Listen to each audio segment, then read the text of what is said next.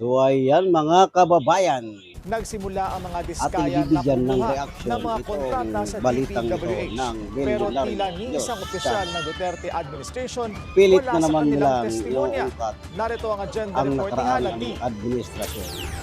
At pilit na naman nilang Napaamin si iyadawin Curly Diskaya na may ang mga mga opisyal sa Duterte termino ni sa dating Pangulong katiwalian Rodrigo sa Duterte flood na control humihingi project. ng kickback sa flood control So ang contracts nila. masasabi ko lang dito mga Pero hindi kababayan niya sinama ang mga ito sa sworn ay statement wala niya na sa talaga silang Senado mapipiga kung saan sa mga ginawit Duterte niya ang ilang dahil opisyal ng gobyerno.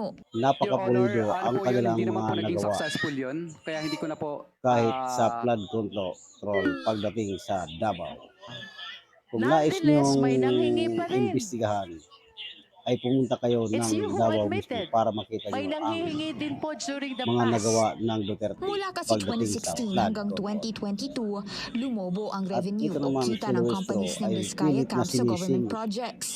na Una nang lumabas tanungin sa isang PCIJ report ang na sa termino ni Diskaya Duterte, kung may kinalaman top 1 dito ang ang St. mga Gerard sa Duterte. pagiging kontratista nito. Ang firm So na kayo na ang pagmamayari ng humusga mga idol at atin na lang Diskaya couple panoorin na at tinaguri ang pakinggan King ang and Queen of Flood Control testimonya Projects. ni Diskaya Nakalikom sila ng higit 12 billion worth of pagdating contracts mula sa 2016 nakaraang hanggang administrasyon. 2017.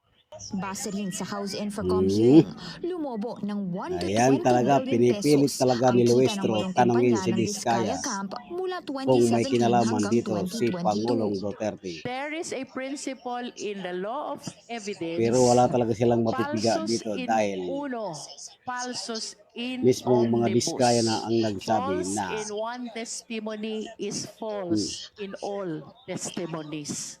Bakit parang nagkaroon ka ng selective amnesia, Mr. Diskaya? Would you like us to believe na may nanghihingi during the current administration? Your affidavit is full of inconsistencies and lies.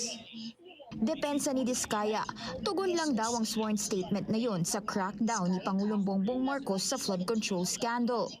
Sa 12 Ayun, billion report ng mga PCIJ, idol.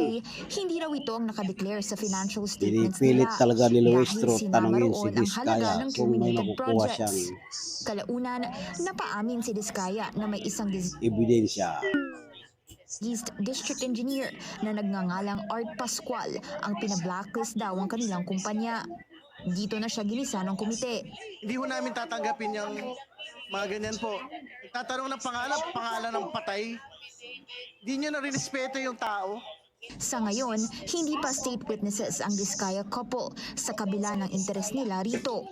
Ilan sa requirements nito, kailangan masuportahan ang kwento o testimony nila.